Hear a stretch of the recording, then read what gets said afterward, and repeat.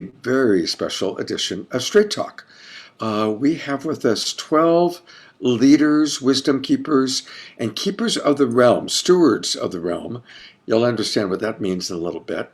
But the bottom line is we're going to have an amazing show in which we're going to learn a lot about how the different aspects of our social and cultural world can collaborate more effectively.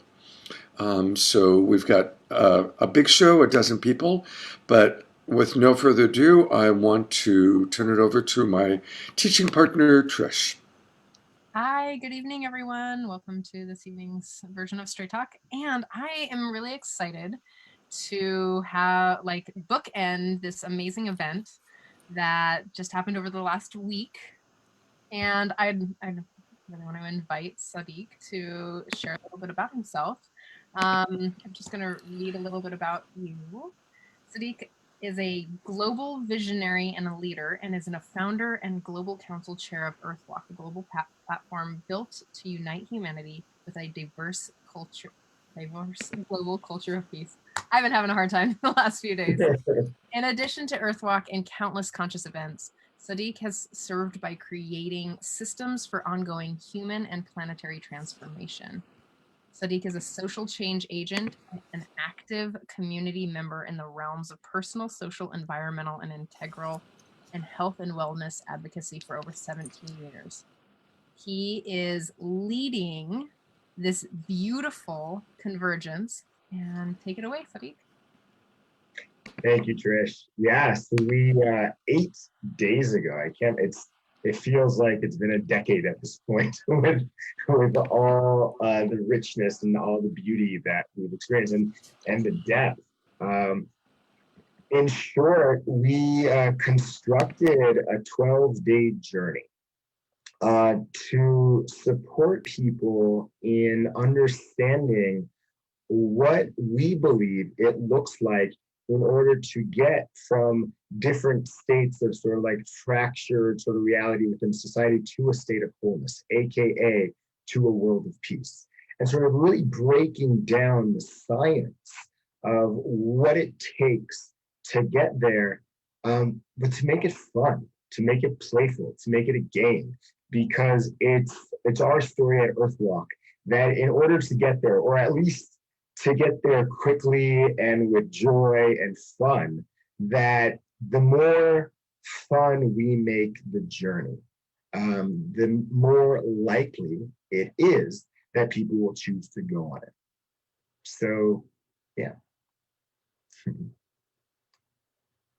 So that's basically what we've been doing for the last 8 days. We started on 12/10. We partnered up with the Greater Collective, and they painted a picture for 3 hours of what would happen if you bring together dozens of organizations from around the world, which is what we did. And they gave the microphone to all these different organizations, collectively painting what a world of peace could look like. And that was sort of the ignition point for the journey into the 12 days. Then Friday night, we had an opening ceremony. We then came on the show with the two of you, and you pre-interviewed us before we went into the journey. Then on 12/12, we purposely chose that, obviously, 12 days, 12/12, 12 sectors, 12 stewards here of each realm, of this different realms of society. And we painted a picture for that entire day, like what does wholeness look like in each of those realms? So in arts and culture, what would a healthy, whole, healed realm of arts and culture, business and economics, what would a healthy version of that sector of society look like? Or justice and protection, governance and sovereignty, infrastructure and habitat, energy and consumption. We went through all the different realms and painted the picture of them. And then what we did is we spent the last 6 days journeying through each of the realm One half of the day was spent in one realm and half of the day was spent in the other realm. And each of the stewards that you see here stewarded a 3.5 hour program where we had a sacred talk with 4 representatives from each of the realms. And then we had a community campfire talk.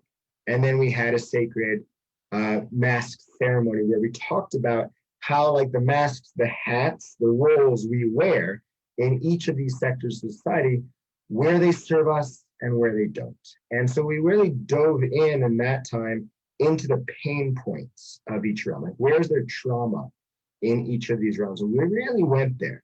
We went really deeply into where are there fractures in business? Where are there fractures or traumas in the environment? And then also, maybe where does one feel hurt or traumatized by another realm? So it was really powerful, a full week. And here we are, at the end of that journey, here to report on what that journey was like. So my understanding is that we're going to meet each of our amazing panelists. And some of these are people that, I would love to do an entire show just with John or just with Anastar.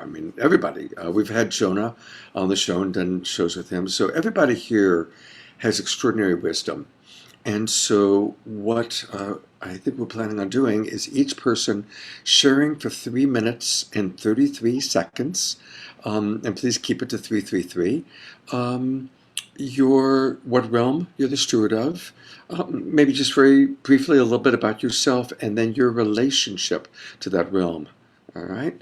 And I do want to ask everybody to kind of keep track of themselves. Pop a stopwatch function on your phone so you can track yourself. All right. And so I'm going to go to John Summers first because I know John the best. John, tell us about yourself and about your realm. Well, my realm is peace and relations. Small little topic. Seems to me to be a kind of meta topic. And we've had these last couple of days have been extraordinary. We've had the privilege to light a global fire, starting with this fire in the Amazon, this Colectivo Awana, which is the women down there. And they have every reason to want to fight. They have every reason to feel as if they've been totally, extraordinarily violated. And the impact of the fossil fuel industry down there is unbelievable. The disrespect and the disregard and the way that we are destroying the earth and destroying our own lungs and the heart of the planet through the Amazon. But at the same time, the powerful thing that's revealing itself, because I've had the privilege to serve closely and support the work of Hereditary Chief Phil Lane Jr., who's a friend of the show, right? And the reunion of the eagle, the Quetzal, and the condor. And the recognition, as Phil was teaching for all these years, that there is a fourth way. So the first way is assimilation. As you know, people here have experienced that, where we came over as settlers and really forced people to change who they are, put them in boarding schools. And so the assimilation, where they outlaw your dance and your language, that's the first way. The second way is then you fight. You say, no, I won't let that happen. But then the third way, which is unfortunate for many of the natives, is hopelessness and despair and addiction and alcoholism and all the problems. But Phil has been an advocate all these years of the fourth way, which is love, which is consciousness, which is waking up to collaboration and cooperation. And it's been transformative to be in this fire, surrounded by people who are fighting, but also at the same time for them to awaken to the fact that there's only so much you could do with fighting. You give away all your energy, that the indignation they could feel towards the system could be transformed into a loving solution. And that's our responsibility, that both scientifically and morally, it's the right thing to switch as quickly as possible to 100% renewable energy for all purposes, for all people. It's insane. And we have the challenge of dealing with giving these corporations a new business model that's morally just, that's also sustainable for our planet. So it's been a beautiful example to see how the challenge of making peace, really to come up with creative solutions that are win-win. We're not going to win fighting these corporations. They have so much money and so much power. We've got to win them over with love and compassion and offer a better solution, and one that can restore the justice that's been terribly abused. And then we watched this film, Condor of the Eagle. You know, those fracking camps, those places up there in North Dakota and South Dakota, there are thousands of indigenous women that are missing. You got guys out there with a lot of money. John, we really should do an entire show on this, and I definitely would like to do that. So let's. I'm going to leave it here to say that peace and relations are possible, though. It was so beautiful to be with Erica and for her to realize, yeah, she can be indignant, but don't give away your energy fighting the positive, the negative. Move to the positive, create a positive vision. And that's what I see as the opportunity, one of the key strategies for how you transform what someone that appears to be your enemy into your friend. Well, thank you. And I know that I'm imagining you're going to do some interesting work with some of the other realms. And to meet another person with realm, I'm going to turn it over to Russell. Welcome, Russell. Tell us a little bit about your realm and your relationship to it. Thank you, Scott and Trish and Sadiq. Thank you for this opportunity to start my timer. 3:33, counting down. So that's what a way to enter into speaking about arts and culture by putting a boundary around it. So really what came from this extraordinary process, which is a ritual, and my background in the arts is really the healing arts and in music. More music, really as a sound healer. That's my really entry point into arts. But as I thought about that, actually my entrance into arts are actually through sports and the artistry of just being. I've been an athlete my entire life. So that was an entry point into getting in touch with my body, into the artistry of that. I didn't realize it at the time, but looking back, that's really where I entered the arts, as I've been contemplating for this last 8 days about arts and culture. But as far as that we understand arts now, I understand arts now, as far as painting or the visual arts, things like that. I was never really a drawer, someone like that. But really my interface is the healing arts. And I really found that to absolutely be such a profound art. And where I really come from is a deep, deep relationship and endearment with the shamanic arts, the shamanic healing arts, and the cosmology of Peruvian shamanism. And I spent a lot of time down the Amazon and making relations with Madre Peru, this extraordinary sacred land, and learning about the arts, the healing arts, or even, I would say, even the art of spirituality, what that actually is. And what all this has really come down to during our 8-day deep dive, and in my inner contemplation as being a steward of the realm, with communing with the spirit of art and culture, is that the greatest pain is hearing that arts are secondary, phasing out arts out of our culture. A healthy culture essentially includes the arts. There is no way for a society to be healthy without art, artistic expression, creative expression. And as, again, like with the cosmology of, say, shamanism or something of that nature, you go deep enough inward and you come face to face with the spirit of whatever it may be you're communing with, the spirit of life in this sense. And the spirit of life is art. Art is the spirit of life, the creative force that animates all of life. How can we divorce ourselves from the arts? It is insanity. And that's what actually happens in our culture. We go insane when we can't creatively express, meaning when we're not in communion with the creative force of life. I'm kind of done now, but that's really about it. And I had the honor to be able to steward this realm. It has the most incredible some incredible people to be able to commune with. Gary Malkin for one, Danette Walport as another, Amelie Grace who came on. And these people are really living embodiments of a depth of communion with the arts and the healthy aspects of sharing that with our culture and to create a healthy culture. So I'm not really much more to say about that, just that it's been unbelievably rewarding for me. And healing takes time. And there it is. Healing takes time. And to have a healthy culture takes time. And that's what we're doing now is we're healing into a healthy culture, fundamentally restoring a sacred trust between our humanity and the natural world, bridging that gap. And that's what's going to lead us to a healthy expression of our arts and culture, and a healthy expression and living of our culture. Thank you so much, Russell. I really appreciate that. I love when you speak from your heart. And I'd also like to just introduce Media and Communications. Yeah. Dun, dun, dun, dun. That is me, and I don the tiara and the cape of creativity to join you all this evening as the Media and Communications Realm Steward. I'm really grateful to be here. I'm Becky Suzik, and it's been just such an incredible week as we're all holding so many different pieces of I see inventing the new media. This is the new media, what you are watching out there.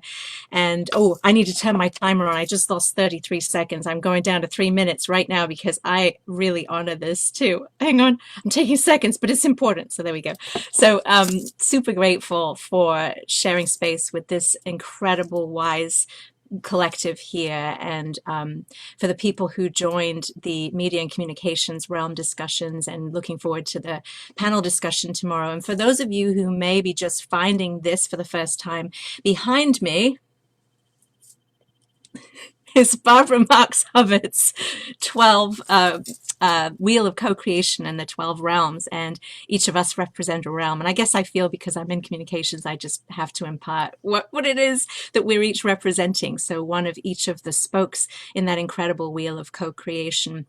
And so the challenges in media and communications is there are so many, just walk into 2020, turn on the regular television, or, and you're bombarded with messages of things that divide us and things that divide us within ourselves. And I think if we can come back to understanding the story that we tell ourselves about why we're here in the world and why we, the communication in a dialogue that we have with ourselves, and start from that place and move out, we have a lot to grow from when we can reconcile that own personal story.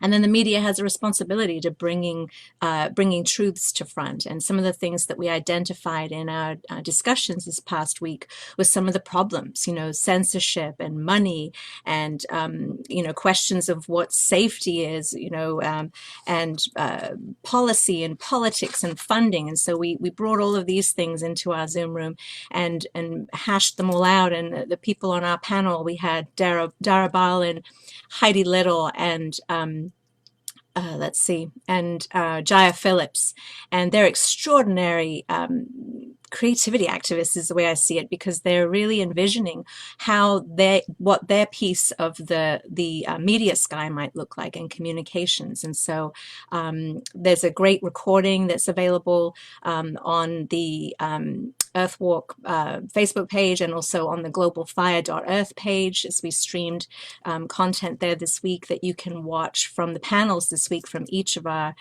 realms. And I encourage you to check that out, and then to join us for more exploration tomorrow in the panel breakouts. So thank you for allowing me to share.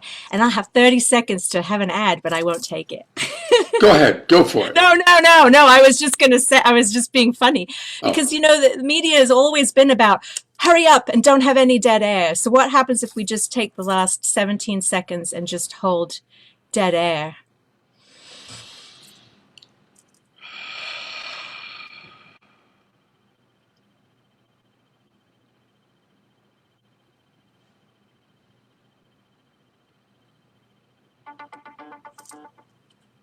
There we go. Thank There you we go. so much. Thank you so much, Becky. Thank you. Well, obviously, science and technology is a very important part of our social cultural realm. And so the steward of that realm is Wendy Silvers. So here's Wendy. Hello. Thank you so much. Thank you, Scott. Thank you, Sadiq. What an incredible opportunity to be with such high consciousness folks. And I love the fact that I ended up in science and technology, which I work with the science of consciousness. I'm a midwife of consciousness, and I have been so delighted to be in circle and in dialogue with people. And I'm setting my timer. I have it. There we go. To really speak into the container of how conscious technology helps evolve humanity forward in a different way than some of the examples that we're seeing. And yeah, media is very much a part of science and technology. Quantum physics, I mean, you know, listening to John talk about the fires and honoring the lungs of Gaia, I mean, it's you know, really what it speaks to is how interconnected everything is. And so having the opportunity to talk with Zenka and Jeff Hanusa and Adam Apollo and Boogie, I can't remember his last name. But just that opportunity to really be in circle and explore the ways in which we can bring love and compassion into these areas and to release any of the toxicity that exists from the unconsciousness of using science and technology to harm people instead of to evolve forward. And to really, you know, we had, you know, with Halo and the circle that we had this past Tuesday, to have that opportunity to join in conscious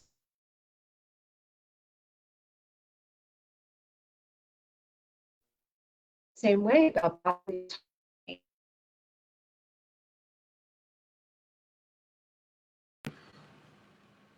Wendy, your sound has just kind of gone wonky.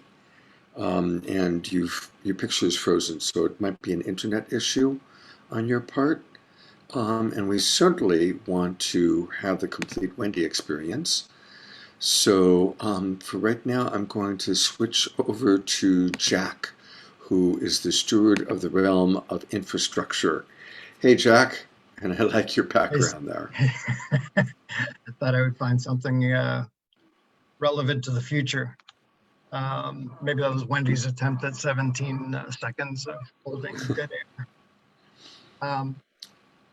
Yeah, it was an incredible experience to lead the discussion on infrastructure and habitat, which originally was infrastructure and resources and kind of morphed on the fly. You know, and just a little bit about me to kind of set the stage for it. I describe myself in one of the sessions as kind of a recovering capitalist, basically a recovering, you know, corporate as primacy and free market will solve all our problems. After nearly 40 years in the corporate world, I saw that wasn't working. Some people are slow learners. And my career was in the environmental field, but I knew there was something bigger for me to do, and I saw that it just wasn't working. And in fact, things were getting worse.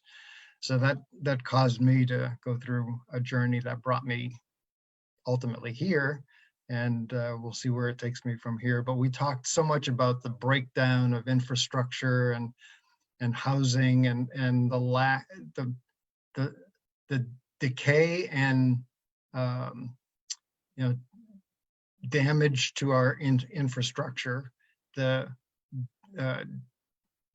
difference between infrastructure that's available in developed countries versus, in some cases, no infrastructure in developing countries, and just went through the whole cycle of where there are pain points around infrastructure. It underlies everything. Infrastructure is the underlying structure that supports everything. And you can only build as strong as your foundation is, and the integrity in your foundation. So we ultimately were able to talk through those pain points and really touch on some things that overlap quite a bit, obviously, with other realms, technology. We touched on how social media has really, driven a wedge and created more division.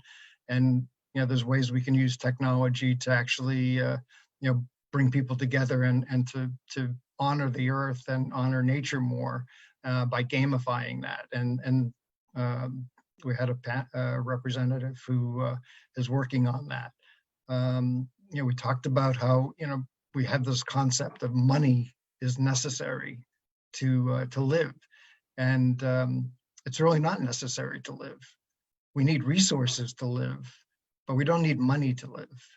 And so, if we start looking at things differently, that's the beginning of how we can begin to change this and learn more from nature, the building in the background. If we learn. Nature has a lot of lessons for us. And I think our overall conclusion was we need to get back in touch with nature, learn the lessons from nature. Infinite intelligence has great information for us, and we need to make use of that. Jack, thank you so much. The merging between infrastructure and nature, I'm looking forward to that, especially like what's in your background. Like I want that. Anybody else want that? Cool, right? Yeah. I'd really like to introduce Miss Anastara, realm keeper of spirituality and religion. Wonderful. Thank you, everyone. I'm so happy to be here and for Trish and Scott to invite us and have us be present in this moment. I'm just checking in. You can hear me, yes? Okay, awesome. Wonderful. So, having the honor of being the steward of spirituality and religion really brought up a lot of things this week as we're moving from the new moon, the total solar eclipse, through this week into the conjunction of Saturn and Jupiter that's going to create the Bethlehem star in the sky, which we haven't seen from Earth in 800 years.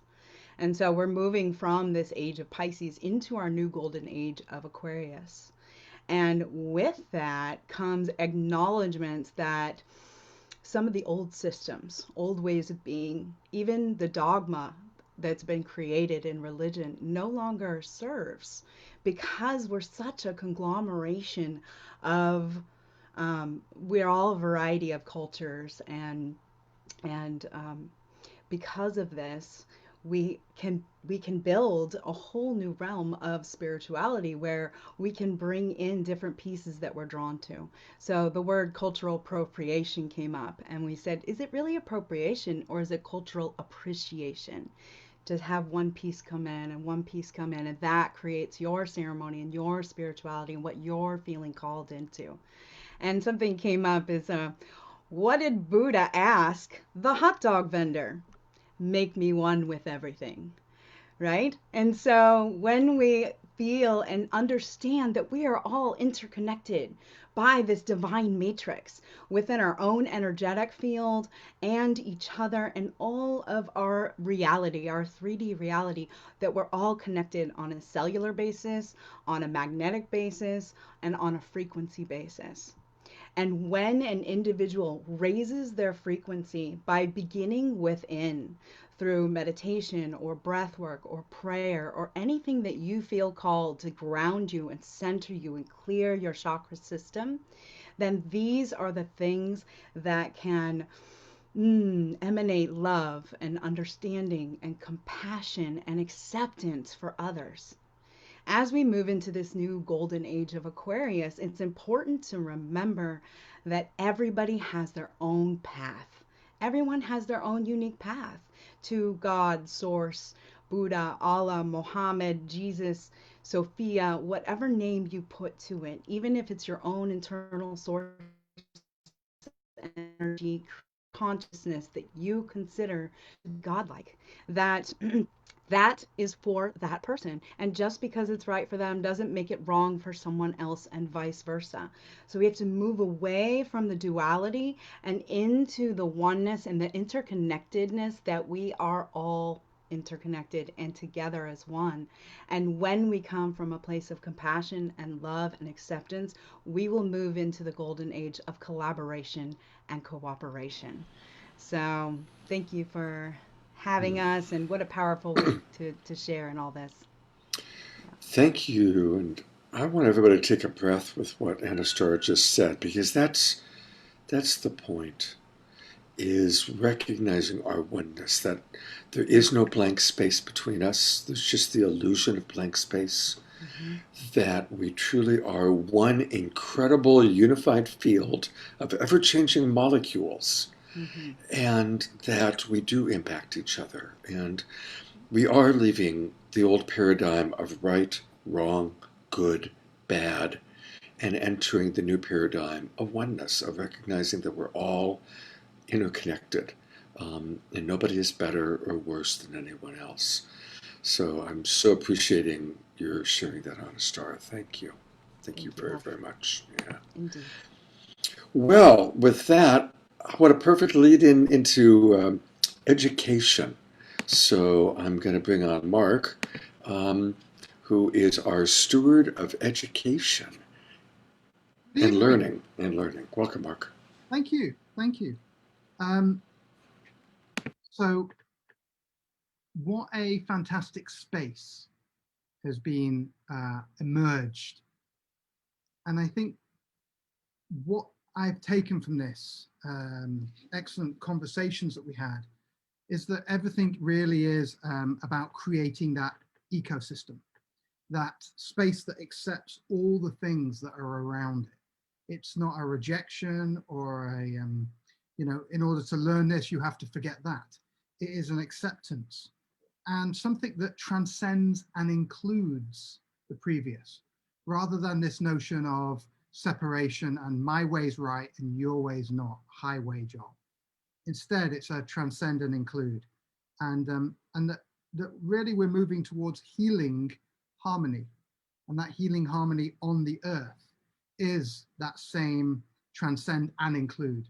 And just like Buckminster Fuller said, we have to build the systems that make the previous systems obsolete. So it's not about smashing old systems. It is about, again, inclusivity. And moving out of this limited box concept of this is how education looks. Education is you learn math, you learn English, you learn science, you learn, you know, geography, and you just go and you learn what's in the book and you just absorb it. And now, have you absorbed it? Right, now write down what you've learned. Come on, let me see. Okay, good, you've learned from the book. And it's previously been nullifying. I'm not sure if that's the right word. It's been reductionist and putting people into box-like Borg cubes. And you know, we're moving into honoring the being that is in front of us, honoring the being that is learning. Oh, I didn't start my thing. Oh, honoring the being that's in front of us, and honoring that new culture of acceptance of what is this being in front of me, and as honoring their entirety. What do they have to teach me? And what can I share to them with that same honor? I mean, it's honor. It's what it is. And you know, you can't force coherence. You can't force a flower to open flower. It just, you beam it with light and it does the work. And the same, we're all flowers and we're all trees and we're all the same ecosystem, as above, so below. It's, you know, as to the left of me, so to the right of me. And so this notion of teaching co-regulation and independent regulation, as opposed to this notion of, you know, dependency. Now, it's an interesting flow, because as children, we're dependent on our parents. And when it's no good saying to your 1-year-old child, get on with it. Do sort your own food out. There is a dependency, and then we evolve and move on from that. The problem is with the system that we've got in the past is it's never taught that independence and co-regulation and co-emotional intelligence to the now adults who are really just children in an adult's bodies. And so creating the safe space, I'm nearly done. So creating safe space for place-based learning and respecting the location is important, and interacting with village governments to create local groups. So going out there and creating the micro message that creates the macro. And first within us, have inner understanding within us, so that then we can provide a safe space to be curious, to meet people where they are. Where are you, child? Where are you, adult? I meet you, I honor you. And in fact, it's meeting the earth where it is and allowing the ecosystem to be met where it is. Marco Baldi, it sounds really, to me, really like heart-centered learning, heart-centered connection through, understanding the knowledge that we all have, like really returning to the wisdom of knowledge of our body, of our ecosystem, of our communities, and of the earth. I mean, there has to be honor and respect for the entire system, but really not just falling into the hippie category of all heart. It's heart and mind. They are the unities, the sides of the coins that they can't live without each other. Of course. We are the spiraled kundalini of yin and yang, constantly spiraling and fractalizing into ourselves.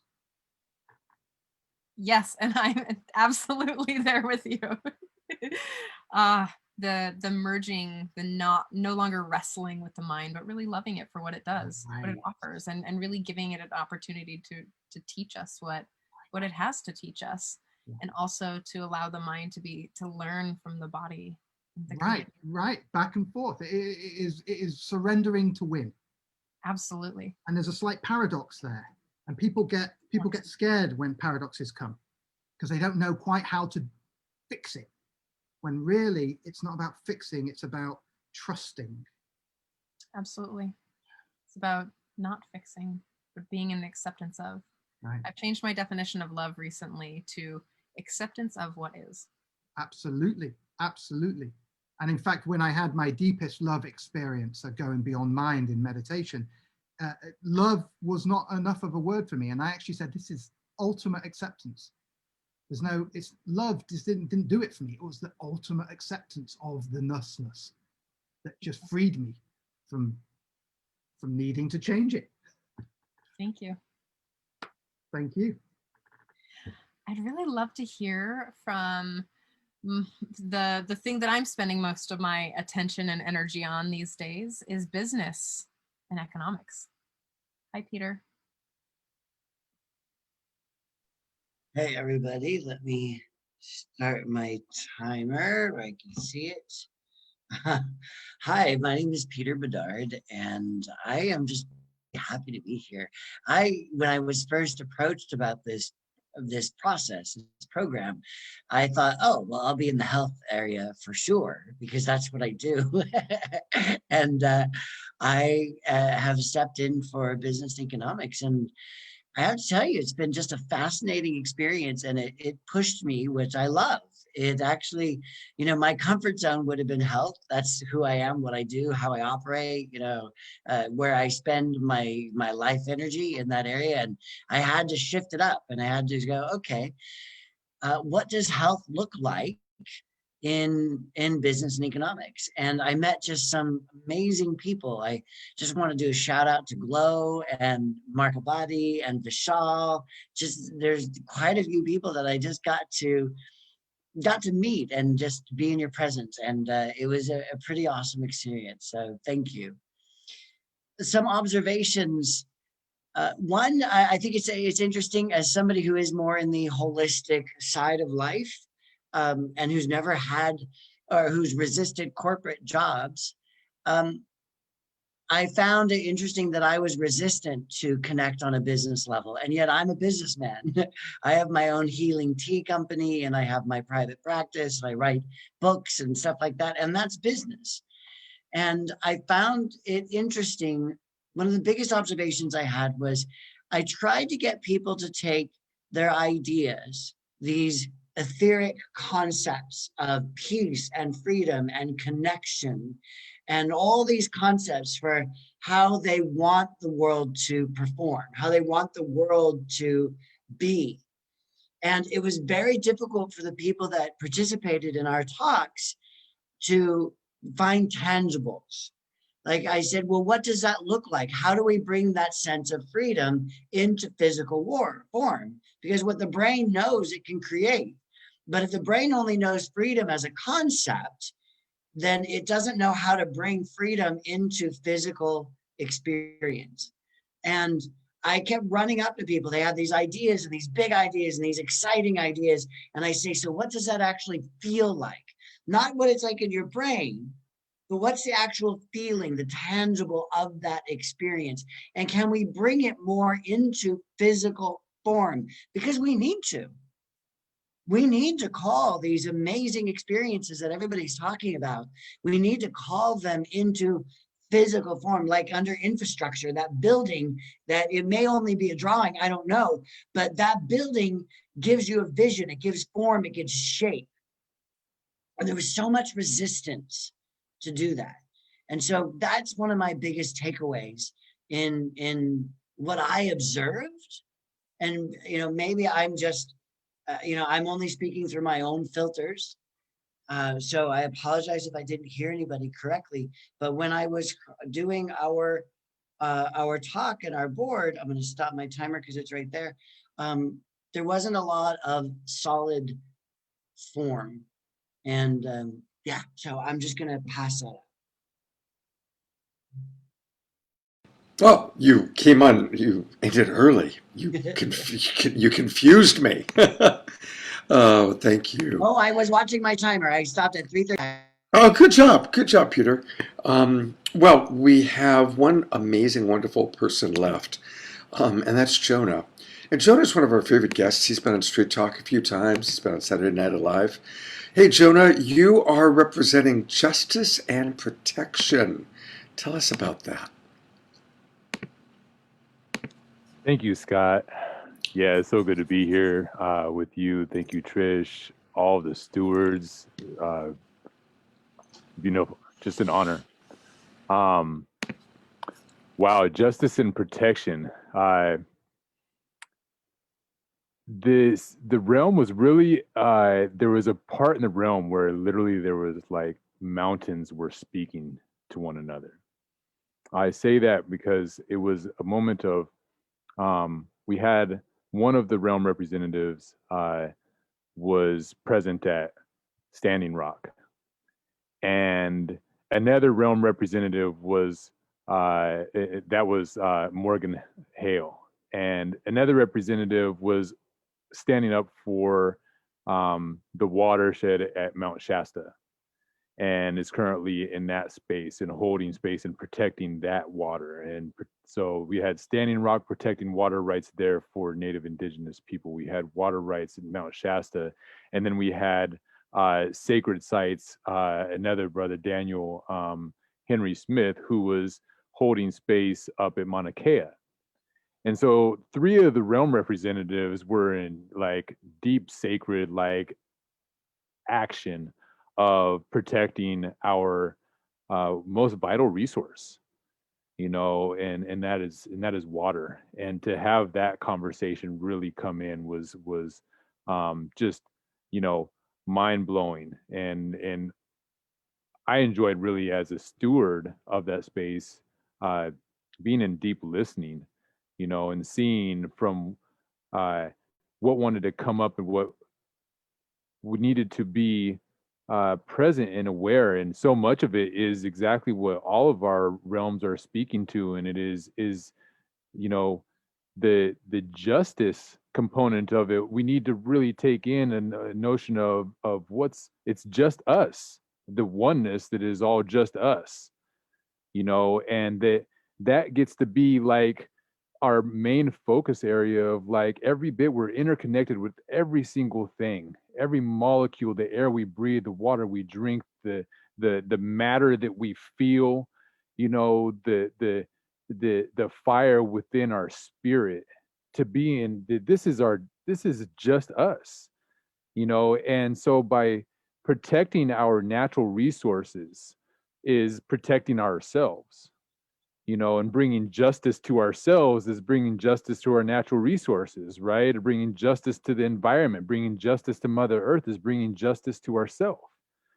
And so seeing all of that, and then another part that I really wanted to bring some presence to also, feeling into the education, because I feel like what Peter was sharing, like if I were to be dropped into a steward of a realm, I probably would have went with education and learning, because that's where I do most of my wheelhouse and work. And so, and then I find myself in this justice and protection and being called into spaces of leadership and working from that standpoint, and the protection of the next generations, is what really comes up, is thinking about that as we again come into the justice and the protection around our earth and all of our natural resources, our elements, that we are also standing up in protection of the next generations, and then this can come even more into deeper process of thinking about, like, from a pain point that came up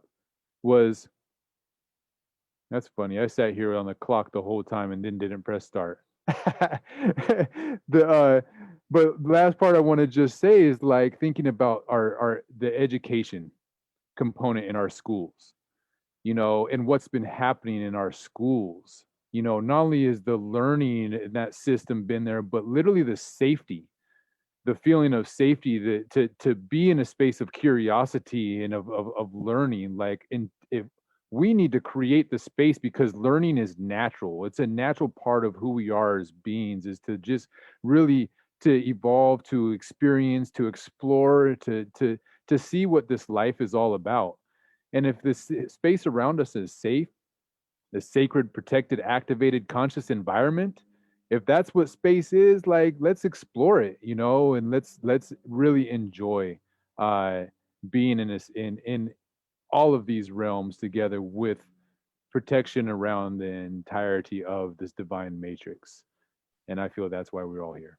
Aho. Jonah, thank you so much for such a sweet, vibrant heart, and your words are always just so holding. They're so comforting. Like, oh, they're like a hug in this crazy time. It's so sweet. Good, because we don't get to hug as often as we would otherwise need to right now, right? And I hope you all enjoyed Jonah's vocal hug in the world in this time of COVID.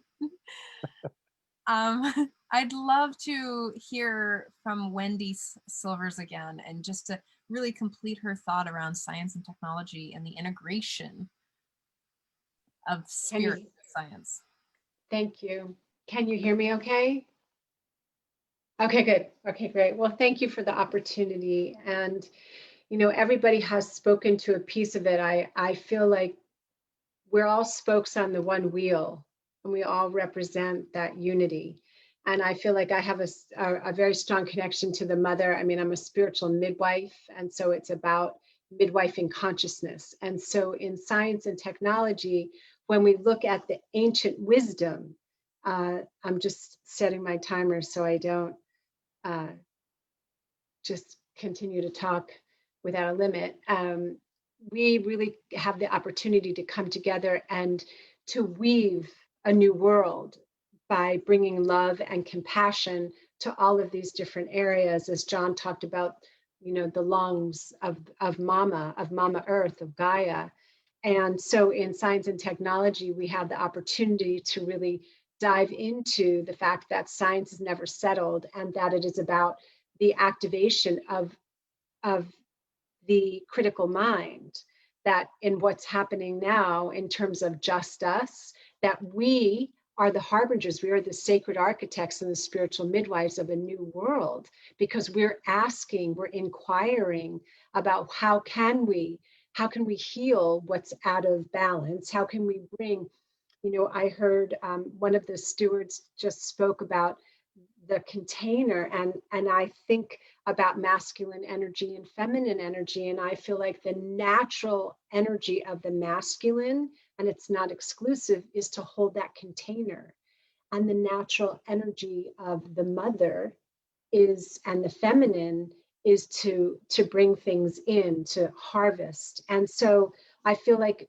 this particular opportunity to be with science and technology is about the conscious technology of weaving love and compassion and consciousness into science, evolving humanity forward with loving kindness in technology. We talked about artificial intelligence, and what Zanka Carroll talked about is that that's just a segment. It's not everything, because as long as we are here, there's going to have to be space for the beings called human.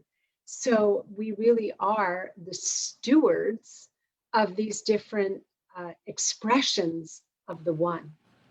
And so I really appreciate having that opportunity to be in circle and to have a different experience with people I never knew before, talking about conscious science, talking about bodily autonomy, talking about freedoms. So it was a wonderful opportunity to go around the wheel and really take in what is being called of us. So we've been called. We've been called. Absolutely. Beautifully stated, Wendy. Each and every one of you, I so appreciate your eloquence and the themes that are emerging of collaboration. I'm going to turn it back over to Sadiq to share with us a little bit about, I think we have 3 realms that the stewards are not with us. So Sadiq, tell us a little bit about the other 3 realms. Yes, so the 3 realms that are not represented here tonight are health and wellness, governance and sovereignty, and then energy and consumption. And it was really beautiful. Each of those 3 had very different flavors to it. Governance and sovereignty, it was pretty amazing. It went really deep into a heated space, a heated discussion related to what we at Earthwalk would actually call a we 3 process. And what that means is, as I had talked about, I don't know if we actually shared this on Straight Talk last week, but I know we definitely talked about it on Sacred Sundays with you on Sunday. But the Me 3 movement is about taking Me Too to the next stage and encircling a trauma with love for all 3 points on the trauma triangle: the victim, the rescuer, and the perpetrator. So all 3 are encircled with love. And so similar, our concept is to do the same thing in each of these realms. So like in business or in economics, in some scenarios, as an example, with the Occupy movement and Bernie Sanders and so forth, there's a lot of sort of like us and them, the 1% versus the 99%. And there's a villain and there's a victim, and there are right people and wrong people. And we're trying to move beyond that dialogue. And what was really amazing is in governance and sovereignty, there was a lot of fire, a lot of passion. And what was beautiful, and one of the things I love about this work, is that when we can agree that when we are sharing truthfully with one another, that the intention is to become closer with one another. The intention is not to say, like, you're bad, you're wrong, but the intention is to say, like, ouch, like that really hurt. Like when you shared that, I noticed constriction in my heart. When you talked about the way, about systemic racism, and it seemed to me that you were in your privilege within what I'm projecting as how you grew up in the world. I noticed myself shrinking away. I noticed myself pulling back. And it was amazing because you had these 2 individuals, 2 of the realm representatives, who had very different life experiences, and they just jumped in there, and they were willing to bare their hearts. They were willing to share like how much it hurt, not from not from the angle of like making anyone bad or wrong, but just simply to like to bear our hearts open. And what happened in the willingness to go there and to stand in that fire was nothing short of magic. And in my experience, like when we went there with governance and sovereignty, and it was very interesting because every realm, as I mentioned, had different energetics. But as soon as governance and sovereignty went there, it almost was like it gave permission to the other realms to do the same thing.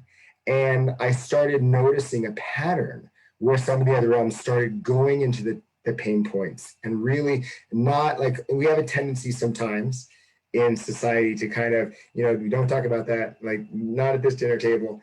And there was a shift that happened. So it was interesting noticing that happened in governance and sovereignty, that, this in this place, for those who, maybe don't know the word sovereignty.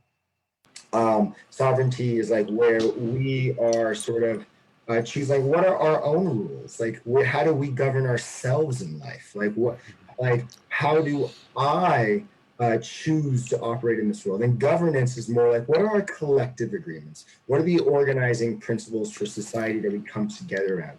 And it was just really powerful. So Sadiq, I think a few of our panelists actually want to add a couple of things to what you're saying right now. And so just anybody who wants to add, go ahead and speak, and the spotlight will automatically go to you. And I just want to, while we wait for someone to jump in, it's so interesting what you're saying, Sadiq, because I just did a session with a couple today where that was the very thing we were working on, of how to express when we hear something and we contract, we feel hurt, we get hurt feelings, how to express that in a way that's not a guilt trip, it's not blamey, shamey, but it's actually a vulnerable expression of tenderness. And amazing timing, because I was working with a couple that's been married for 15 years that really struggle with that. And so thank you for voicing that. And I know Jonah definitely wanted to say something. So Jonah, feel free to jump in, or anybody else that wants to add something. Yeah, I wanted to, in the way that last week when we had this conversation, there was a moment where Sadiq was like, where's infrastructure right now? Right? We don't have a house. Like, where's our foundation in the conversation? And I'm having a similar experience right now with where's our health and wellness, where's our governance and sovereignty, and where is our energy and consumption? Like, where's our presence to that, our present awareness around that? Where is our consciousness around that? The level of health that when we look about it, and I'm going to stay kind of here in the U.S., to look at where our health is, at our current state of health, as a nation, like, especially given the coronavirus, like the amount of deaths that are taking place right now is a reflection to like where our health is, and how well we've been taking care of ourselves, and how well we've been taking care of our communities, our families, and then our, like, the governance component of it, right? Like our government, first of all, it's government, it's not governance. And taking a look at even that wording of it, is like we've been governing our mental body, right? Emancipate ourselves from mental slavery. None but ourselves can set us free. Like governance, what are we collectively operating under? How are we conducting ourselves, as sovereign beings? And then to look at the last piece is the energy and consumption. we're at this time of year right now, it's Christmas, right? As a holy day, as a holiday, this is probably the largest consuming time of the year where we're consuming energy and consuming items. Like I just picked my daughter up from like a gift exchange experience at her school, and she got a frozen Elsa doll that's put in a plastic like container, right? So it's inside of plastic. Where's that going to go? It's made of plastic. Where's that going to go? Right? And not to mention the brainwashing involved of hundreds and thousands of kids in this Frozen movie that came out. There was a whole like epidemic of itself, from my opinion. So this is kind of like where, like what Scott was just saying, what he just was in, the realm that he was in, and like this was the realm that I was in right before this conversation, and so it's present, and so I wanted to bring that present here. So thank you all for listening to that. Oh, Thank you, Jonah. Thank you. Does anybody else want to add anything before we kind of go into the next round? Yeah. This is Jack. Just really quickly. Can you hear me? Yes, Jack, and you're on camera. We're seeing you. Okay, great. So, yeah, just I'm so glad Jonah just brought that up about where is infrastructure in relation to housing. Like, do you know we have a housing shortage, right? I'm not talking about like for the homeless and for the lower tiers of society. I'm talking about this county that I live in, which is one of the richest counties in the country. Houses are selling like this because people are moving out of the city. They can work from anywhere, and so there's a big demand for little mini mansions.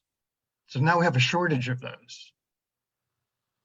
I'm like, seriously, you want me to feel bad about this? Like, our infrastructure is driven by the wrong motives. We're measuring the wrong thing. We're measuring GDP. We're measuring profit. We're measuring the wrong things. And our infrastructure is driven by that. And it's driven by fossil fuels. It's driven by how do we build around the use of cars?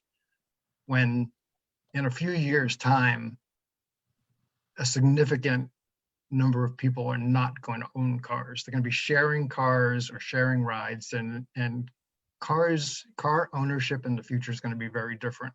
So just wanted to put that in around infrastructure. Our old infrastructure is crumbling and it's time for a new one. And the old one was built on the basis for the time, but it doesn't fit the future. Thank you so much for pointing that out. Yeah. Scott. Wendy, go ahead. Trish, is it okay if I jump in there? I just saw you wanted, yeah? Okay, thank you. So this is a great dialogue, and I wanted to revisit something, Sadiq, you talked about the systemic racism and trauma, and how important it is to presence it and to acknowledge it. And so when I think of infrastructure and I think about the fabric of if you live in America, the fabric of America was built upon systemic oppression. And when we look around, who are the stewards of these realms, and are we representing the need for racial equity, racial reckoning? But it's that and when I hear about the infrastructure and I hear about the housing crisis, I think about UN Agenda 21 and I think about UN Agenda 30, and I think about, big tech titans dictating medical procedures or health procedures. Like and I think about media and I think about tech titans and big ag and big pharma and big gov corporatizing media so that what's being fed to the general population is not of the substance that engenders critical thinking, but it leads with fear, and it serves those who benefit from everybody being enslaved by fear. So when we come together in this realm, the opportunity to lead with love and compassion, to be able to presence safely wow, that made my heart constrict. I took this very brilliant class called From Race to Grace, and we talked about all of the different books, and it was a largely Black and brown person attended course, and it was heartbreaking to hear about what our Black and brown brothers and sisters have endured, and how tired they are, and how we of pale skin have such privilege and ingrained superiority by the nature of having pale skin. And then I widen the lens as spiritual beings having a human life experience. Nothing is happening by accident. We're here on purpose with a purpose. So how will we use that awakened consciousness? How will we use the privilege and the superiority? Because again, I believe it's all interconnected. And there must be that container, that infrastructure that transforms education so that we can actually help our kids grow up to have dialogues like this and not have their pineal glands completely calcified by fluoride and pesticides. So I leave that here because I feel like perhaps we can actually create that so that there's a foundation not built on sand and not built on greed and acquisition. So, Thank you. Thank you very much, Wendy. That was beautiful. And I want to say, honestly, I feel sad that other than Jonah, it's all white people on this panel, right? And it is really important for us to be much more diverse culturally. And there is the importance for us to use our privilege for the betterment of all, and to recognize how incredibly privileged we are. And to also take a look at the subtle ways that we still try and hold on to that privilege. And as an older white man, I can say that because we do that. It's there. It's really there. And I want to turn it over to my partner, Trish, who's got something to share about sovereignty. Well, as you know, that's really the core piece of my teaching in the world and my work in the world is this place in calling in oneself to being self-governing, to call in your thoughts as your own or as closest to your own, but to really call yourself into your spirit and into your heart and move from that place, not being a place of, choosing this person's ideas or this person's ideas and melting and merging yourself into something that isn't you, but actually holding yourself in the container that feels vibrational in your heart, right? So choosing self-honoring choices that also honor your community in the world, right? So sovereignty doesn't look like I am independent and I'm, no one else is here, but really self-governing, self-choosing, honoring of one's choices, one's spirit, and honoring the choices of those who love and want to move through the world. I want to say for a moment, Trish has a wonderful show she does every week on self-love. And the thing to remember is that self-love is not selfish. When we love ourselves in a healthy way, and I'm not talking about narcissistic, egotistical self-love. That's not real self-love. That's bullshit. But when we truly love ourselves, when we have a healthy container of self-love, we want to make life more wonderful for other people. We want to contribute to the well-being of the people around us. We want to contribute to the well-being of the world. And it's the same thing really with what she was just saying about sovereignty. True sovereignty is not putting up walls. It's having enough self-confidence and knowing one's boundaries that one then can extend to others in a healthy way. So I really believe that sovereignty is being able to choose. Yeah. It's the actual, honest, true choice that I can literally choose one way or the other without feeling some guilt or shame that's not mine, that I can choose to love. And yes, I saw Russell wants to riff off the sovereignty piece. Take it away, Russell. Good Lord, yes, I want to riff off the sovereignty piece.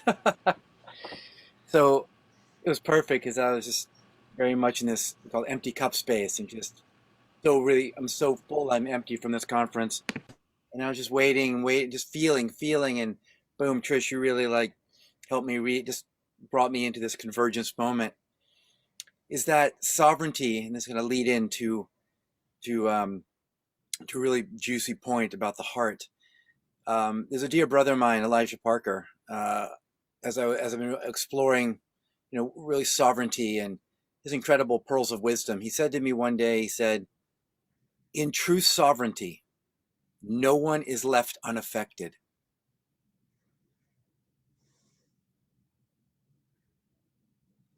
So as I pause in that deeply pregnant moment, that just worked me way beyond my intellect. I was like, yes, true sovereignty is connection to the whole, is being a whole person.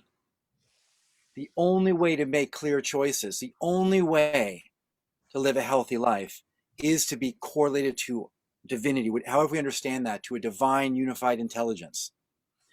How can we make a new choice? How can we make a change? How can we think differently if we are not correlated, if we're not connected to our source, the source of life itself? Otherwise, we're angled, we're coming from some other influence. So that part there, how do we do that? Because under all this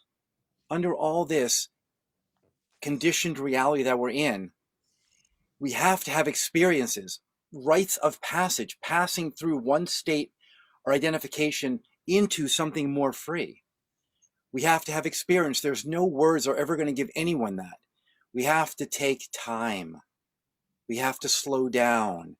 We have to cultivate deep relaxation and safety to let the heart thaw so we can feel clearly once again what is real and true. And one of the most primary ways is what's been threaded through this entire convergence and through all of our communities.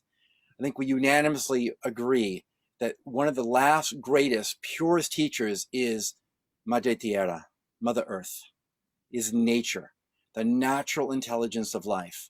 So spending time in nature to let us relax in so we can, again, create a condition of safety so we can let go and feel clearly is the only way in that way. Yes, we can work in different ways, but as a fundamental shift, it has to come from a healing of the heart, a thawing of the heart, and to begin to feel clear once again so we can see each other from those fresh eyes, the eyes of the heart. And that is the truth. The eyes of the heart coming from passing one's truth through the heart. Because that's where we all connect, right? Oh. Sadiq, we've got 45 minutes left. Where would you like us to go? Man, a curiosity that I had was diving a bit into what we did last Friday night, which is to open up an active dialogue between the different realms, as if each of us were not only like our individual person and the experience we have related to this realm, but that we're actually embodying the realm itself. So if and when I'm talking to Becky, I'm not only talking to Becky, I'm talking to Becky as a representative and sort of like an anchor, like a oracle, if you will, a voice of that realm. So we can have a sacred dialogue and have a conversation between like maybe spirituality has something to say to business and economics, or maybe justice and protection has something to say to learning and education, whether it's gratitude, love and appreciation, or maybe there's hurt there. and to kind of go into what some people call like a sacred drama,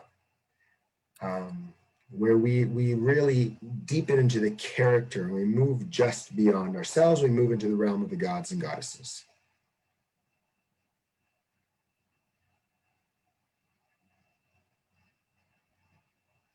Man. So do we have some people who want to start that dialogue and take the next step? Becky wants to talk with justice and protection. That sounds like a good one. So let's do that. All right. So Becky, putting the spotlight on you. So, justice and protection. We've been watching you, media and communications, and we've made a lot of money off of the things that have gone wrong as justice and protection has gone on. And we've told a lot of stories that are true and a lot of stories that are divisive. We've brought a lot of attention to things. I want to hear about how we might have hurt you as justice and protection. You know, I want to hear about the pain that the media has done for our brothers and sisters who started in professions that were rooted in a place of love and true protection.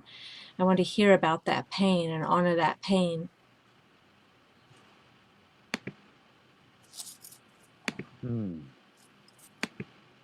Thank you, Becky. Media and communication. You felt me calling you. I wanted to have this conversation as well. Yeah, there's a request that we have is for the media to really hold and broadcast the truth of what's going on, so that there isn't a narrative or a drama created there, but rather to give freedom for the critical mind and the people to take the information and do with it what they will. You know, protection, when I think of protection, I think of the law enforcement and its protection. I think of our military and paramilitary bodies and the amount of trauma that is there from not being represented in their fullness and wholeness as to why they enlisted to begin with. To speak about the personal stories and to dive into the personal stories as opposed to making it a story about a particular hero, but rather to get in and really think about what has transpired and to think about what's really going on also, so that the trauma is known. You know, I think we're unaware of the true trauma that takes place from the stance of what really takes place in protecting the people and protecting our culture. You know, and we also have apologies to make in our position of justice and having taken a stance around what lobbyists and other powers that be are manipulating our system from really actually seeing and holding the stance in the pillar of truth. And so for that, we apologize. And I think that between the two of us that we can bring back transparency. And thank you for this connection.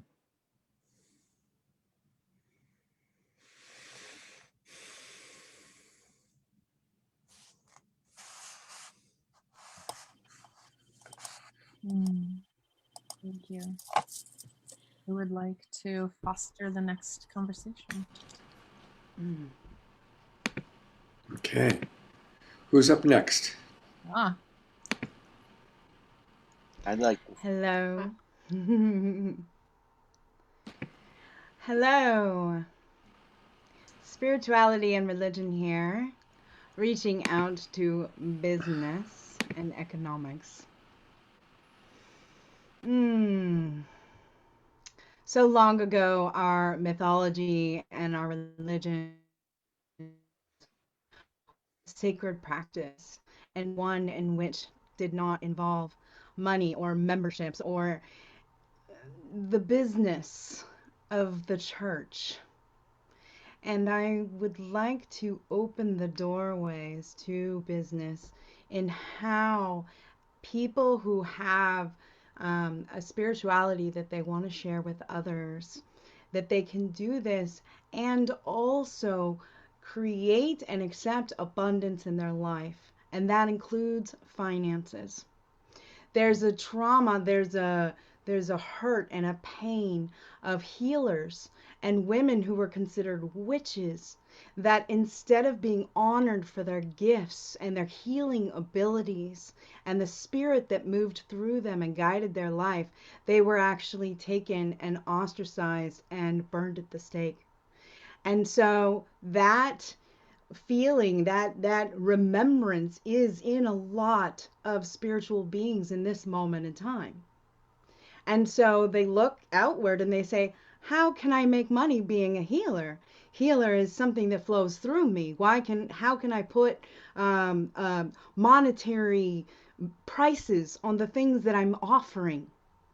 And so, business, I ask you, how can we reconnoiter that? How can a spiritual person offer their gifts to the world and still receive the abundance, knowing that they have created a business around what they can offer? Well, I love that, and it speaks to my heart. And I want to say that witches are the shaman of Europe. And I don't think people really understand that our witchy mothers were our shaman, and they knew the healing, they knew the herbs, they knew the practices, and they have been for too long afraid of business that harmed them. And as they come back into the world, I think you're directly speaking to people coming back in and having traumas in a cycle, right? And being afraid. And there's a lot of people that also, especially in the holistic world that you're speaking to, don't know how to value themselves.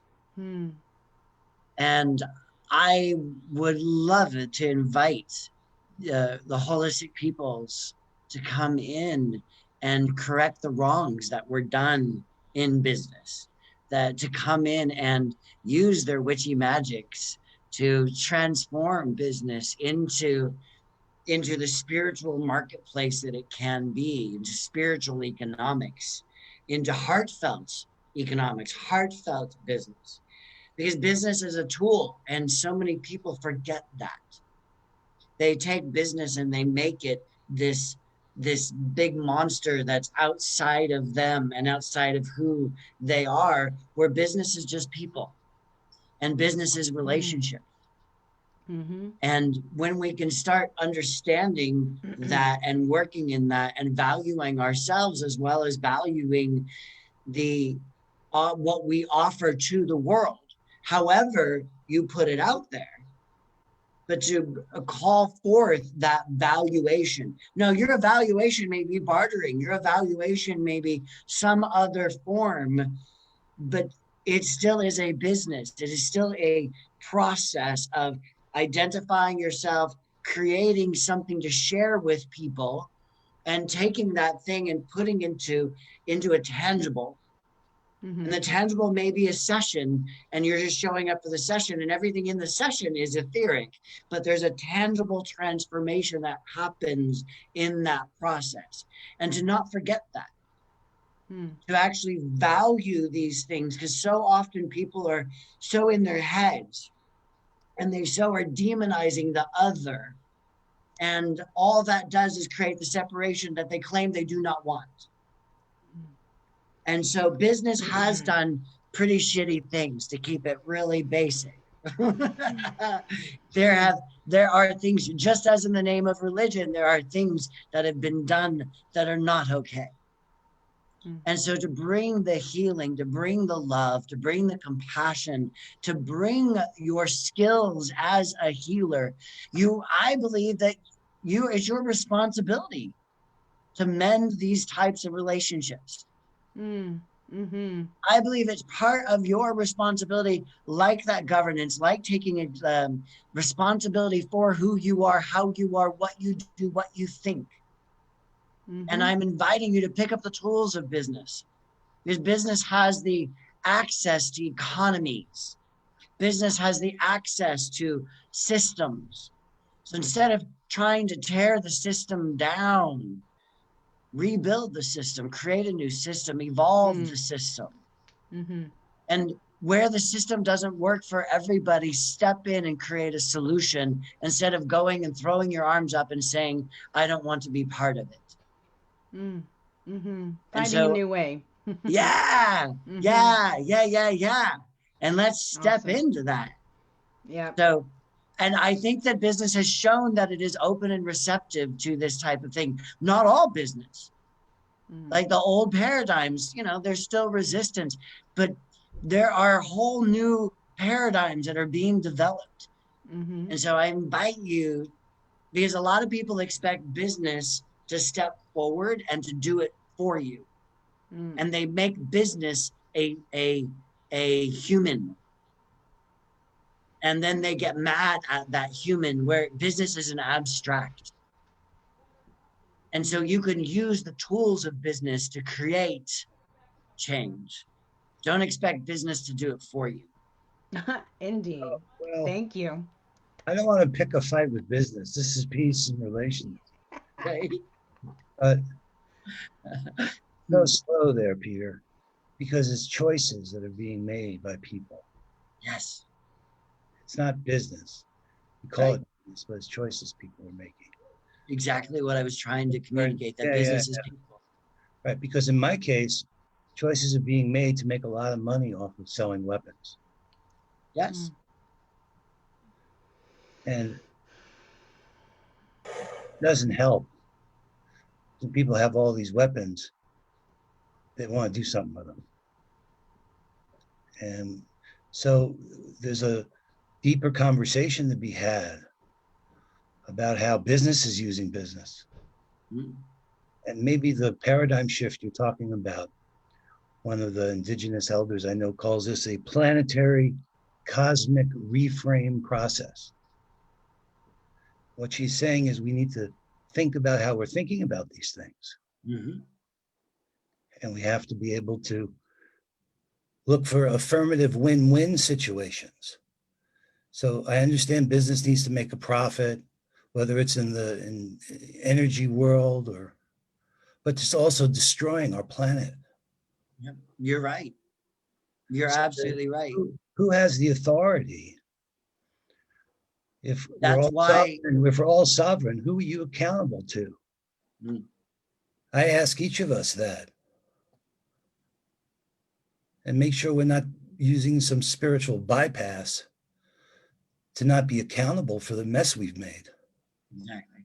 And I say that in all love and respect, and with the hope that if we can all respect each other's rights and then determine how we create win-win situations, business might still thrive, but it doesn't have to be a death-producing, destructive life force. All right. Yeah, And I want to say to you, relations and peace building and spirituality and religion, that science and technology has abused and used power over structures to really decimate people and their traditions and their practices in the name of world domination, in the name of no space left unturned that can't be utilized for technology, and to engage politicians and media moguls and moguls to completely disregard the human and their needs. And I am sorry. I'm so sorry, because I know the damage that has been done and continues to be enacted upon the humans of the earth. And I would like to see business be about the business of helping people thrive and flourish. For instance, the great teacher, Yeshua ben Joseph, he didn't necessarily give people fish, he taught them how to fish, and that was done figuratively.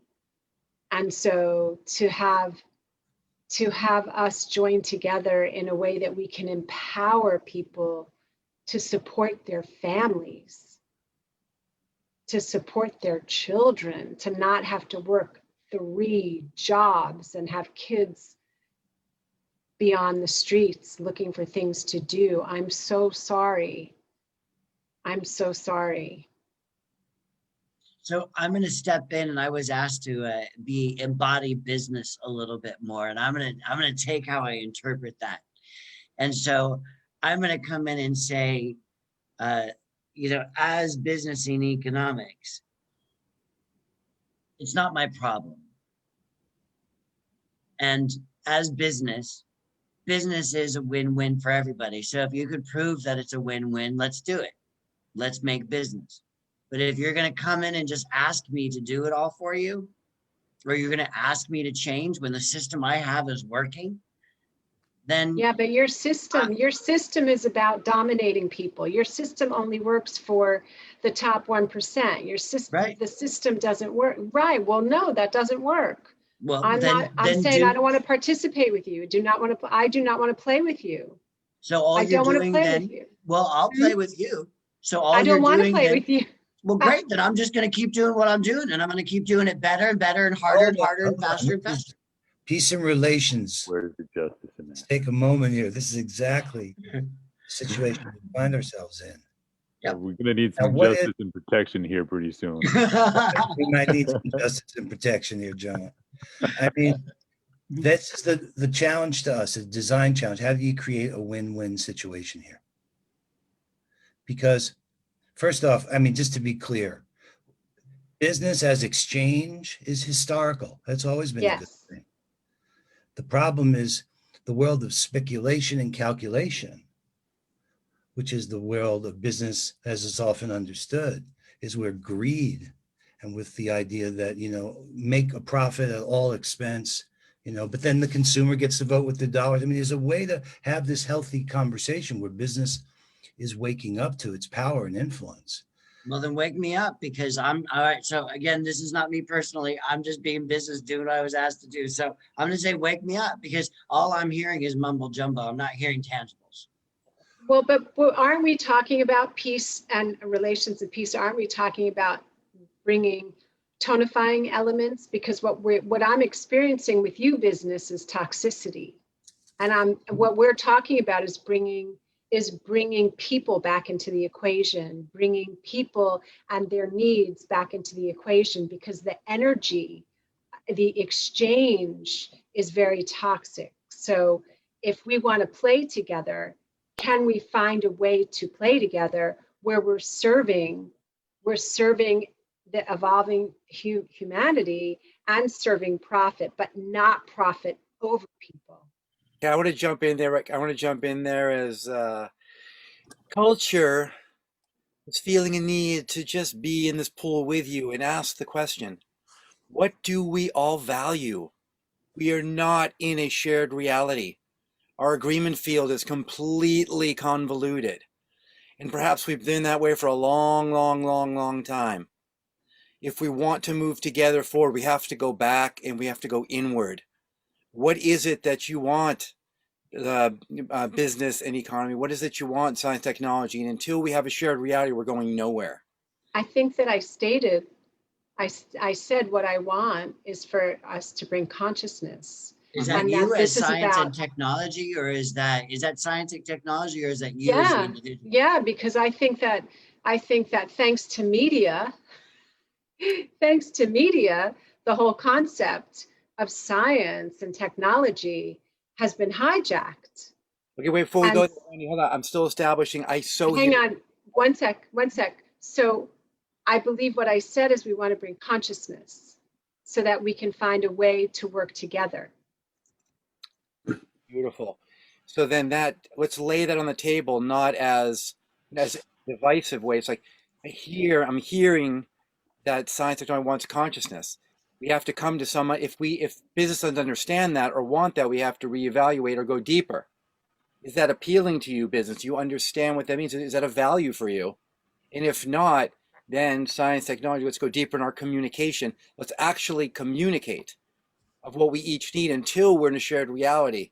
Could I So I have speak? to explain. Can I speak as education, please? You may. Thank you. Thank you, Justice. Thank you, Justice.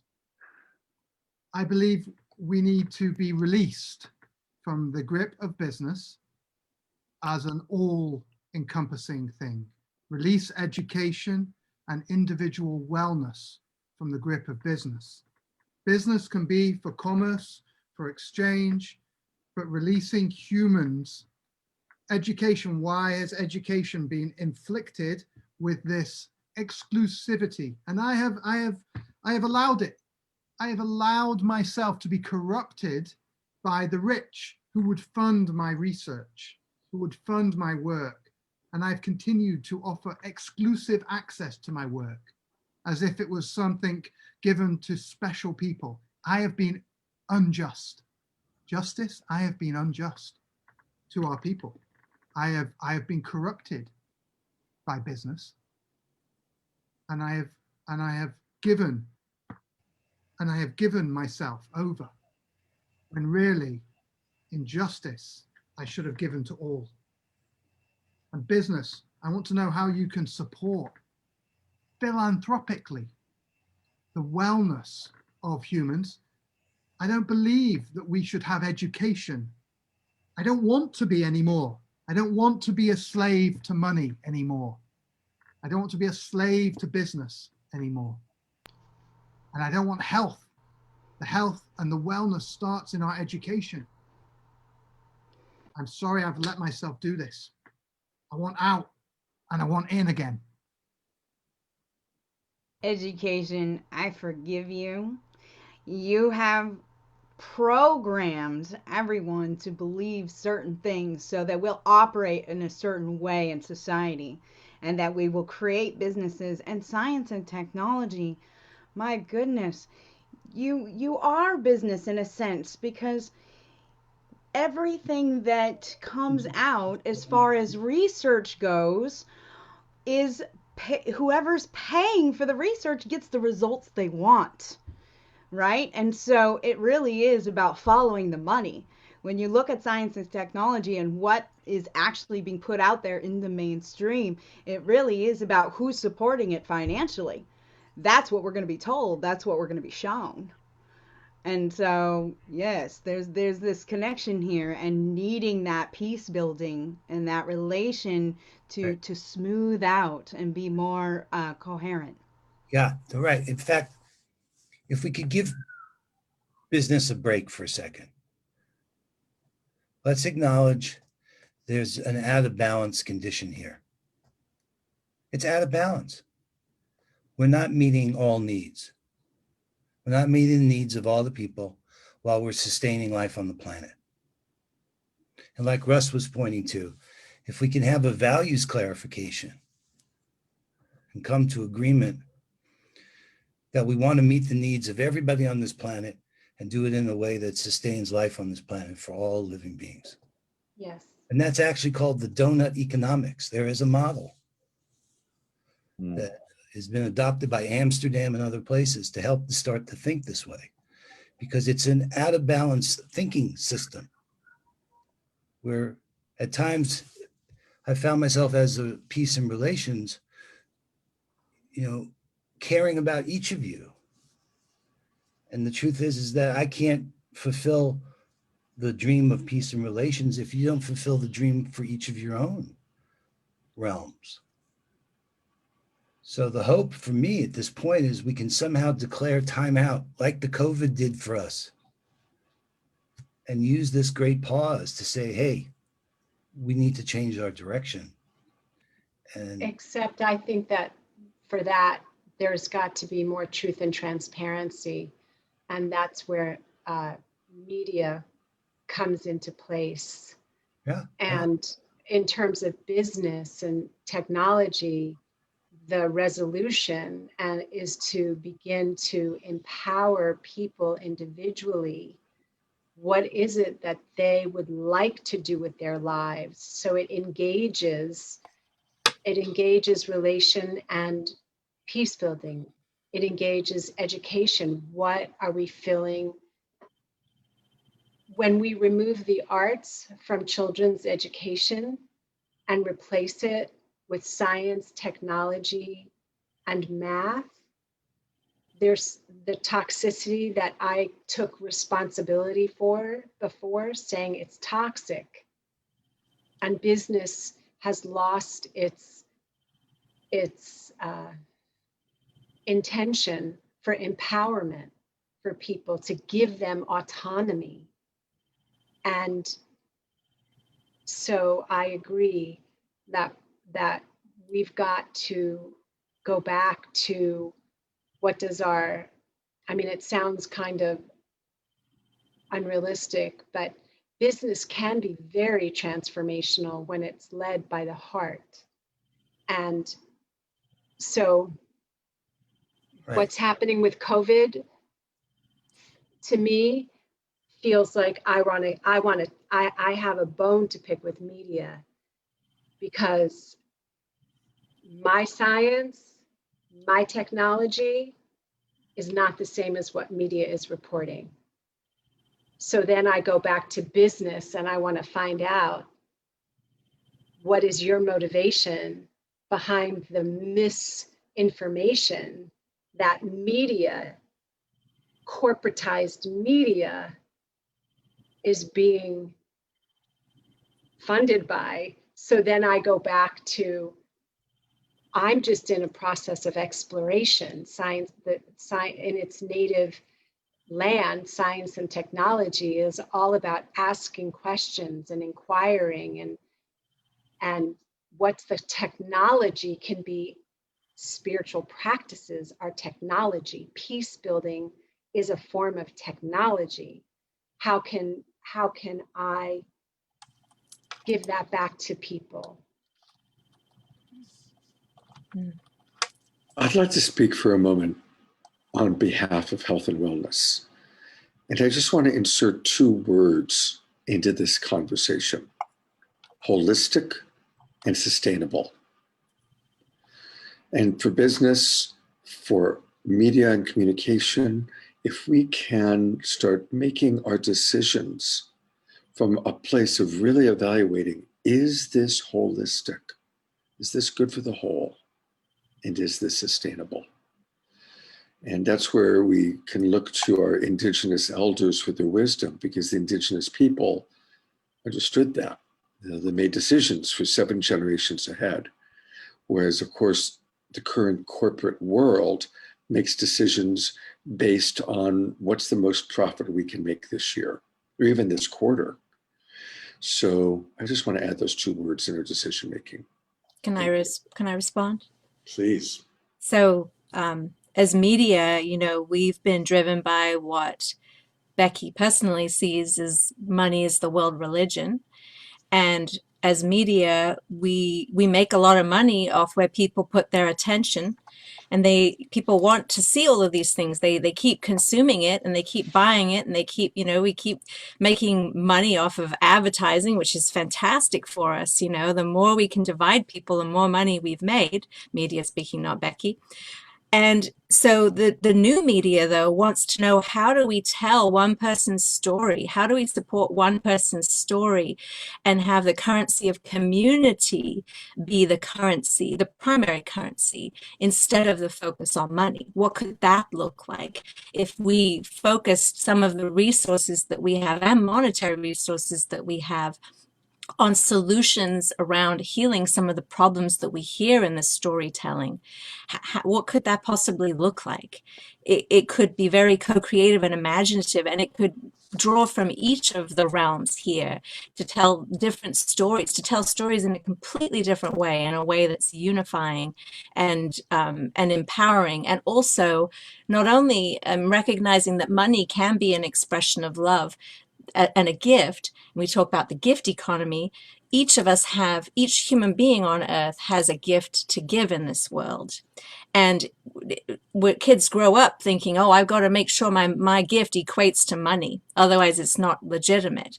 What would happen if media and education work together to have children rise up to believe that their gifts have more value than money, but money may be something that they're blessed with, that we together reimagine how money could be, given and received, as an expression of gratitude instead of control and transaction and oppression.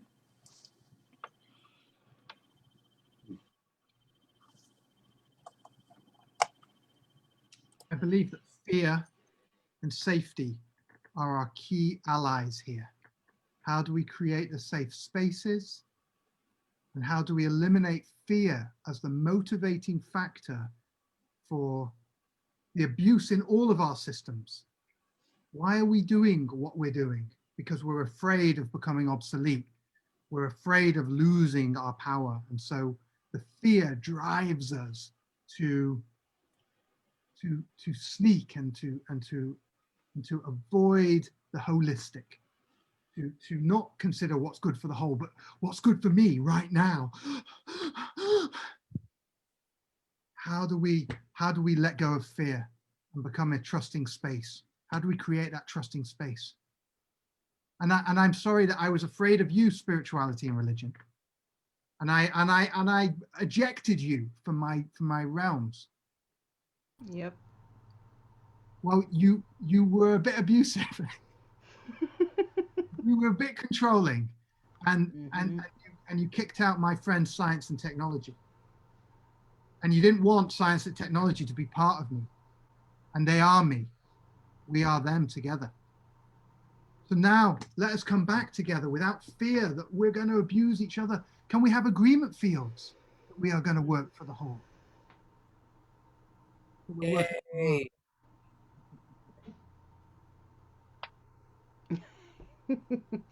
Yes. Yes. Yes, I believe we can have agreement fields for the whole. We must look at the whole, right? We are all pieces. We are all rainbow fractals of the same one diamond light. And so when we look at science and technology in all these sectors, it is about creating a holistic perspective. When we start seeing that each piece is a spoke of the same wheel that we can operate and we can spin together in harmony. And so this is very important. Thank you.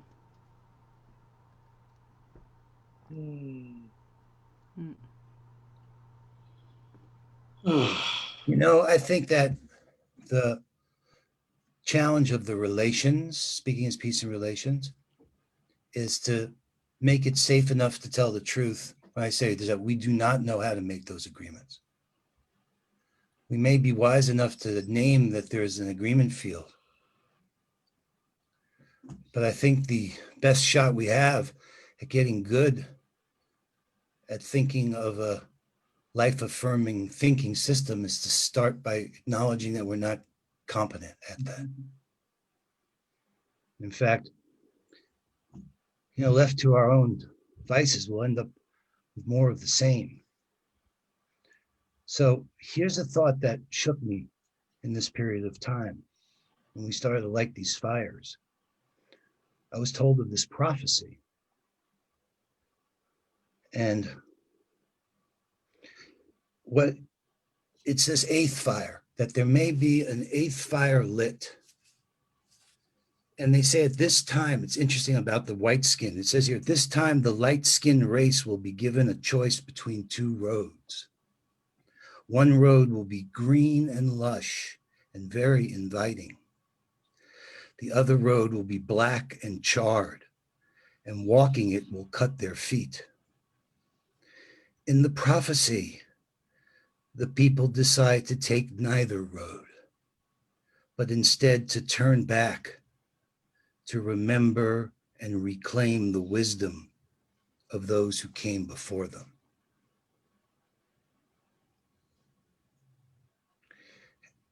There's something profound there for me. It seems to be like the obvious that wasn't obvious, that we have forgotten. And it's that, great humility that may be the way that we recover our relations. Because as we talk about taking care of each other, it's so clear that we really don't know how to do that. And they say it's intrapersonal holiness for interpersonal wholeness. That the best thing for world peace is this inner peace thing. And to you, my other realms, I need to, and we need to get better at being peace and showing peace and discovering the peace that's needed to make those kind of agreements.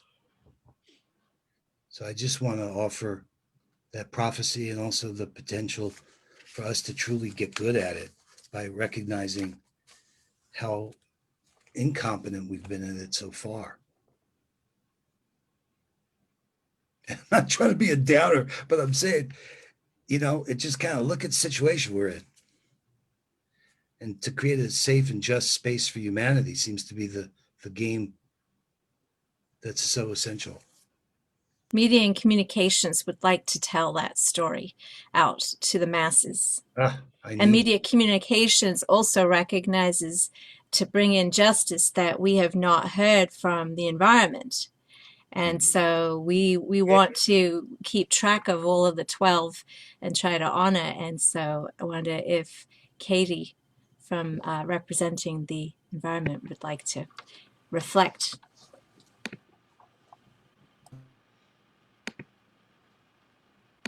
Thank you. Yeah. Feeling an invitation for everyone to feel whatever is closest to the earth and breathe into that.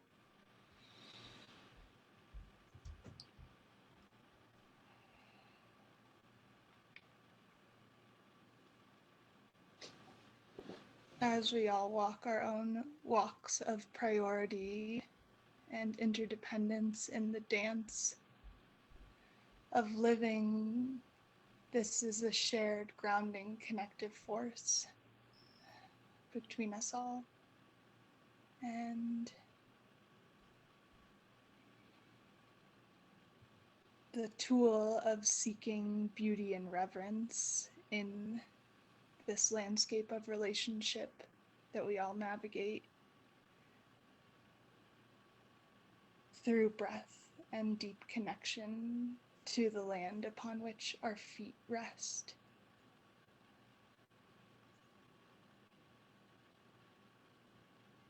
Is a true guiding force in navigating the next step.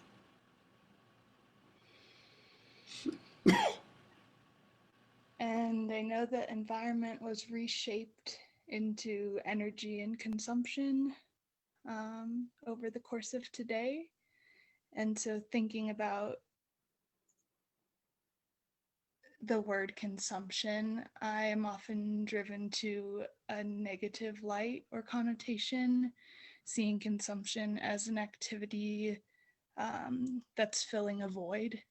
And I think it's really important to have that perspective embodied and witnessed. And I also think that part of my reason in bringing up the question about money in the chat and curiosity about what is left when money is stepped aside from is the wondering about what's vital to our consumption. And in representing the earth, what first comes up for me, and that is water and food and air. And then webbing off of that, what comes is self and community sufficiency, and being able to tend to those we love through conversation and through creation. And to just bow in reverence for the land that we get to share this collective vision on. And I feel like I could talk to every realm about grievances and about prayers for a possibility, and we haven't the time for that, so I'll stop there. Well, thank you for joining us. I'm glad we were able to hear from you.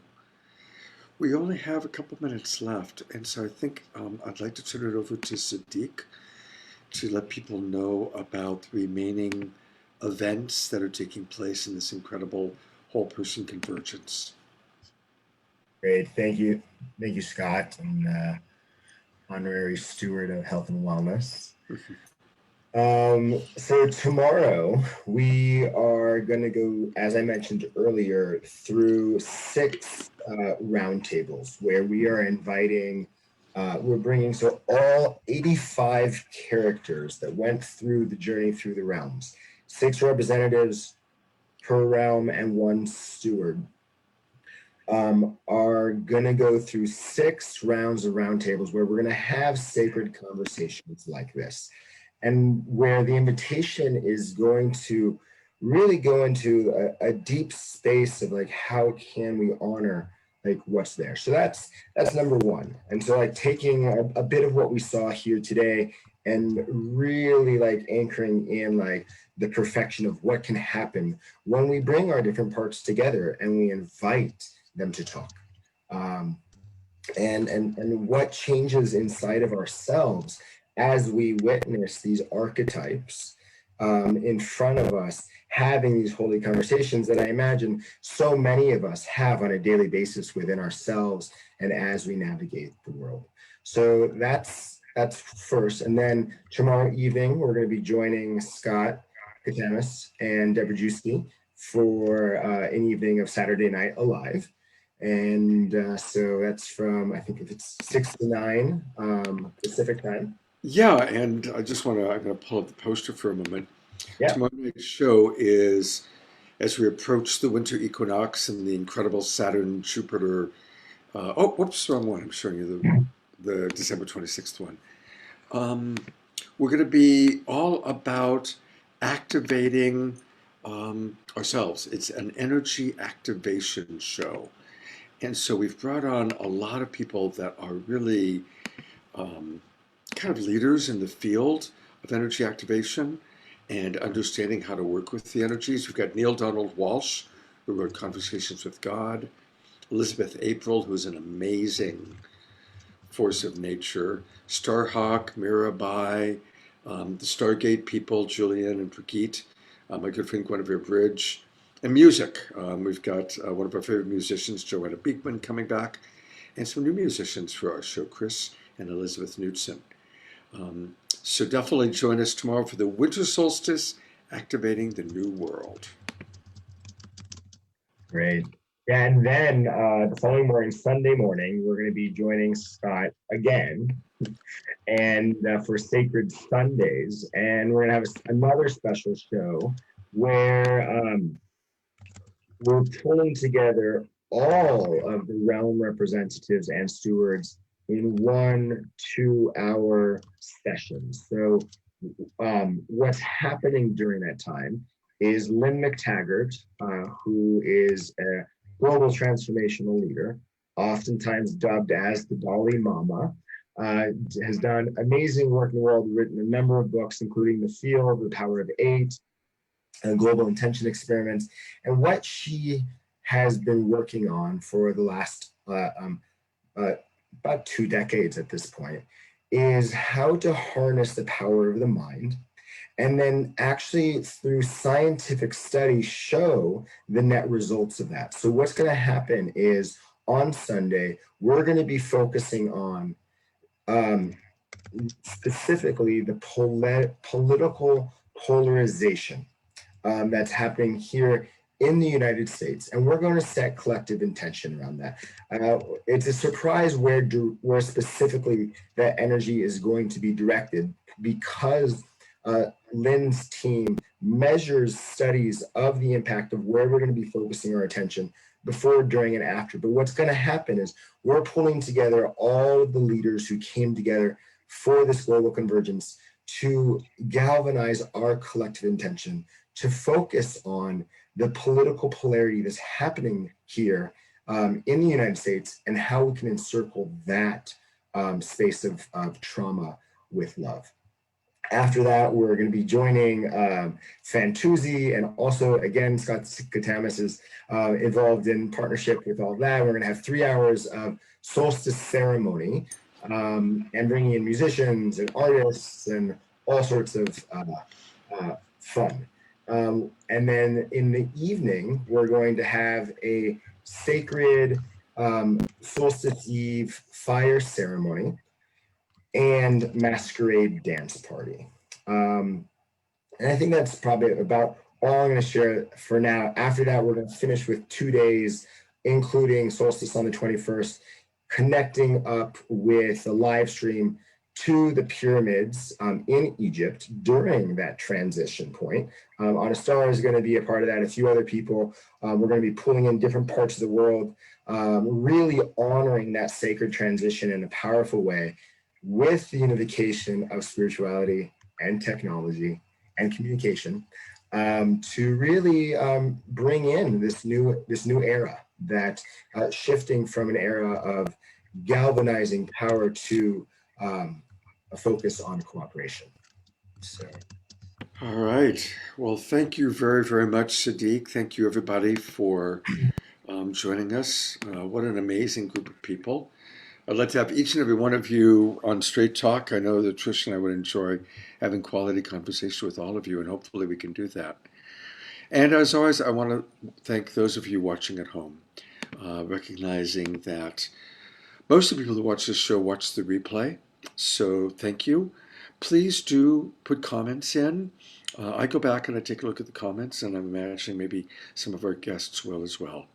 We look forward to seeing you tomorrow night for Saturday Night Alive, and during the day for the amazing things that Earthwalk United is doing. God's blessings to us all. May we all play our role in the divine unfoldment of the creation of the new paradigm. Take care, everybody. Thank you so much. Good night.